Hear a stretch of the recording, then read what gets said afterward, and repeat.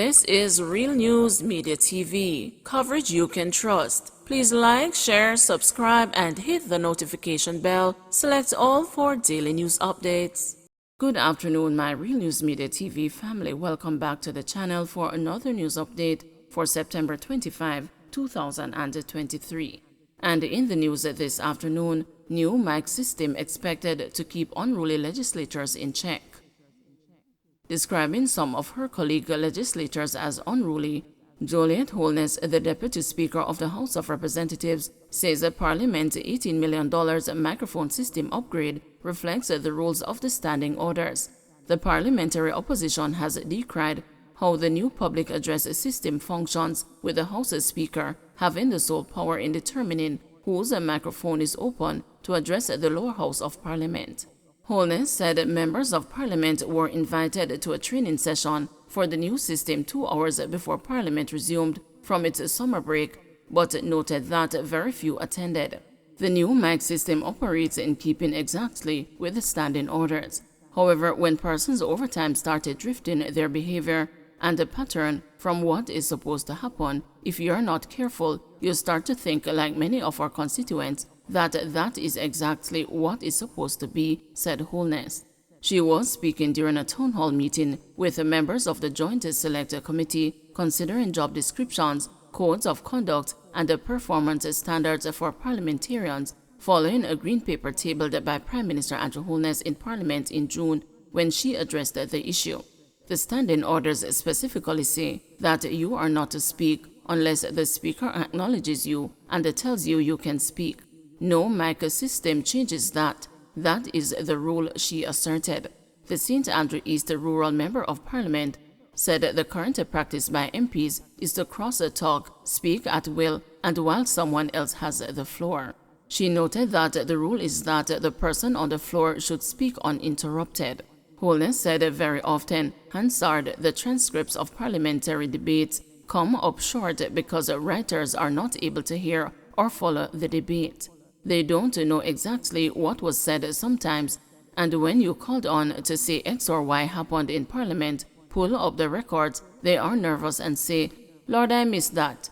This is because some persons are unruly, Holness told the hybrid public gathering at Woolmer's Boys' School in Kingston.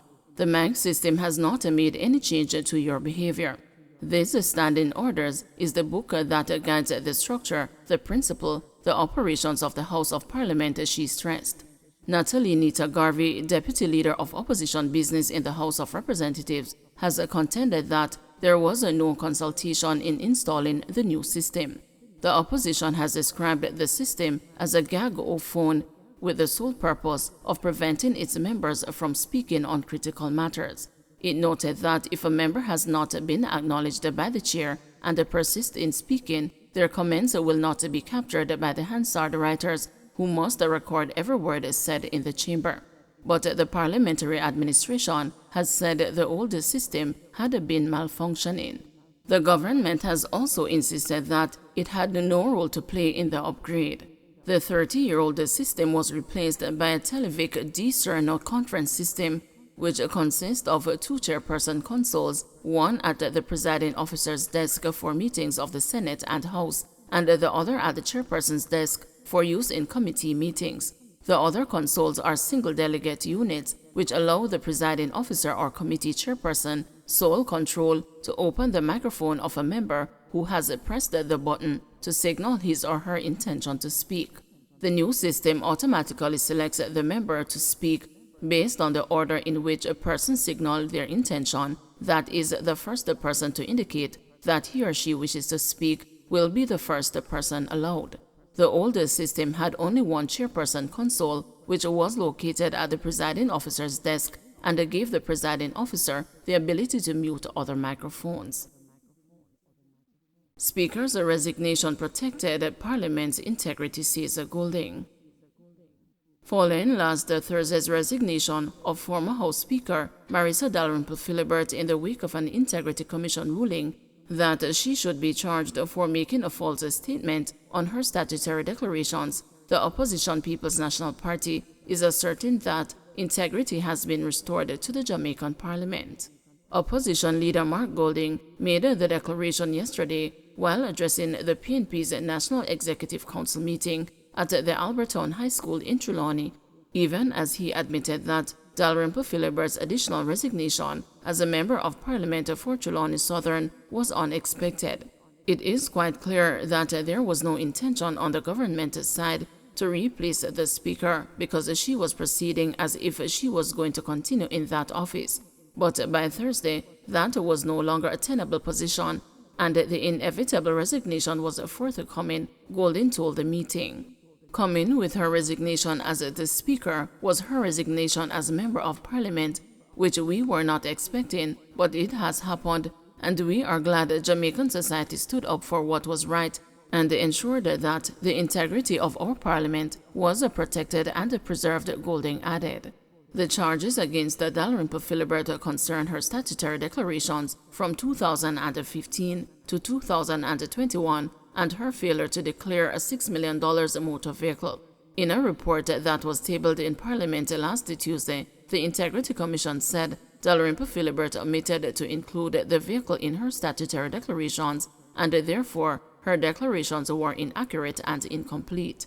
Golding also took the opportunity on Sunday to renew his previous call for Prime Minister Andrew Holness to either name the 6 parliamentarians who are now under investigation for illicit enrichment or for those individuals to come forward themselves. I have been calling on the Prime Minister to disclose who those persons are so that appropriate action can be taken by them or by him if they are not willing to do so, to step back until those matters are finally resolved. Thus far, we have heard nothing from him on the matter, apart from a vague comment that he has asked far and wide and hasn't heard anything, said Golding. I therefore use this opportunity to repeat the call to the Prime Minister to disclose who these 6 persons are, and to each and every one of them to do so if the Prime Minister is not willing to do so, and to do the right thing and step back from whatever positions you hold until your names are either cleared or otherwise through due process.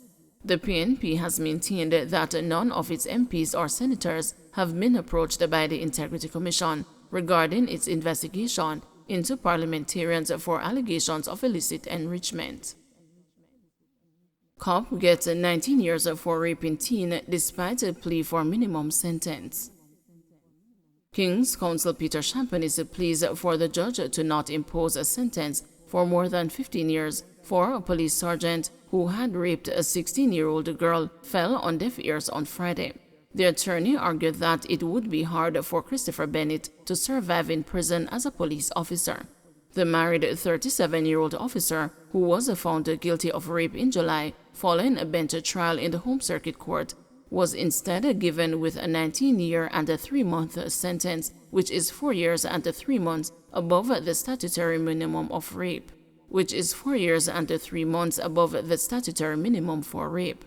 Bennett, who was stationed at the Denham Town Police Station in West Kingston and had served the police force for 15 years, looked utterly dejected and had to grip the bench to hold up his strength when he was asked to stand for the sentence to be officially imposed. Charging that Bennett's action amounted to a serious breach of trust, Justice Leighton Pusey emphasized that a serious message must be sent to persons whose action breached the trust that is placed in them. Persons who are in a position of power, whether they be uncle, stepfather, teacher, or anybody, we need to sentence in such a way that once there is a breach of trust, the court will not look light upon any such offense lightly, he said. Earlier, during his plea in mitigation, Champagne had asked that the judge impose the minimum sentence on the basis that incarceration will be severely harsh for his client based on his profession and the type of offense. He further asked the judge to bear in mind that no violence or threat of violence was used in the commission of the offense. But the judge said that while Champagne's argument regarding the incarceration is valid, the breach of trust nullified his request. This is an offense which is both against a breach of trust personally and societally, said the judge. He noted that the complainant was under the care of officers who serve in the branch which Bennett heads, and as a result, he had a duty of care to the complainant but abused that relationship. Additionally, Justice Pusey said the police officer also disregarded his duty as a policeman by his failure to serve, reassure, and protect the teenager. The judge, in calculating the sentence, explained that he was starting at 15 years, but added 5 years for the aggravating factor of breach of trust. He, however, deducted 6 months for the officer's good antecedent and a fairly good social inquiry report. Bennett was also credited for 3 months that he spent in custody. Immediately after the sentencing, Champagne applied for bail, noting that his client would be appealing the conviction. However, the judge refused. According to the lawyer, the finding of fact did not support the offense. Bennett, at the time of the incident, was the head of the Denham Town Community Safety and Security Branch, and the complainant was being counseled by members of his team. During the trial, it was outlined that on June 17, 2019, the policeman offered the complainant a ride from the station and took her to the Palisades Main Road in East Kingston, where he sexually assaulted her. A report was later made to the police, and after a probe, Bennett was arrested and charged. Don't forget to like, share, subscribe, and hit the notification bell. Select all for daily news updates.